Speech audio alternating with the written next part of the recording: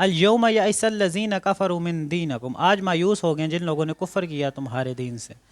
مطلب آپ کو میں بتا چکا ہوں صورت مائدہ کے پس منظر پہ کہ مسلمان، اس صورت مائدہ جب نازل ہوئی تو مسلمان کئی حد تک طاقتور ہو چکے تھے، اور مشرکین عرب جو تھے، جو اسلام کے دشمن تھے، وہ کئی حد تک شکست کھا چکے تھے، مسلمان طاقتور ہو چکے تھے۔ تو اللہ پاک فرما رہے ہیں کہ یہ لوگ مایوس ہو گئے، جو لوگ کافر ہیں نا، جو مشرکین ہیں، وہ مایوس ہو گئے ہیں۔ اب تمہارے دین کے اوپر وہ غالب نہیں آ سکتے، تمہارا دین اب غالب ہو چکا ہے، اب تمہیں کوئی نقصان نہیں پہنچا سکتا۔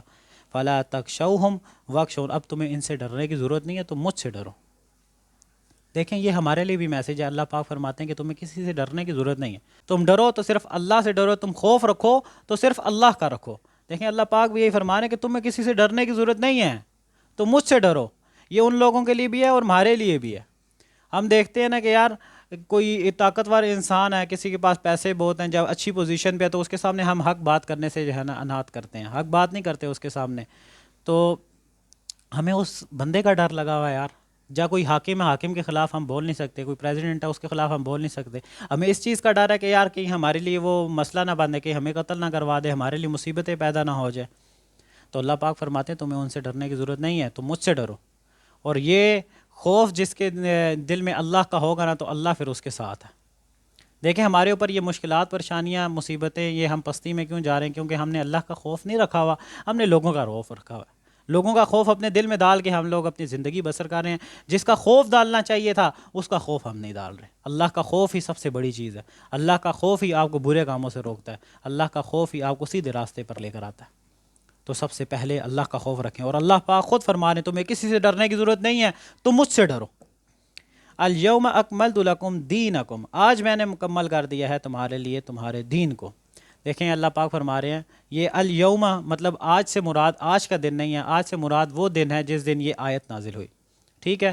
تو اللہ پاک فرما رہے ہیں کہ میں نے تمہارے لیے نا تمہارے دین کو مکمل کر دی۔ اب اس کے بیچ میں ایک ذرہ برابر بھی زیادہ چیز ایکسیپٹیبل نہیں ہے، ایک ذرہ برابر کم چیز بھی ایکسیپٹیبل نہیں ہے۔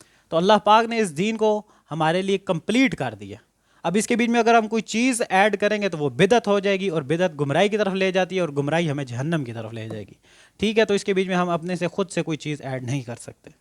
وَأَتْمَمْتُ عَلَيْكُمْ نِعْمَتِي، اور پوری کر دی تم پر اپنی نعمت۔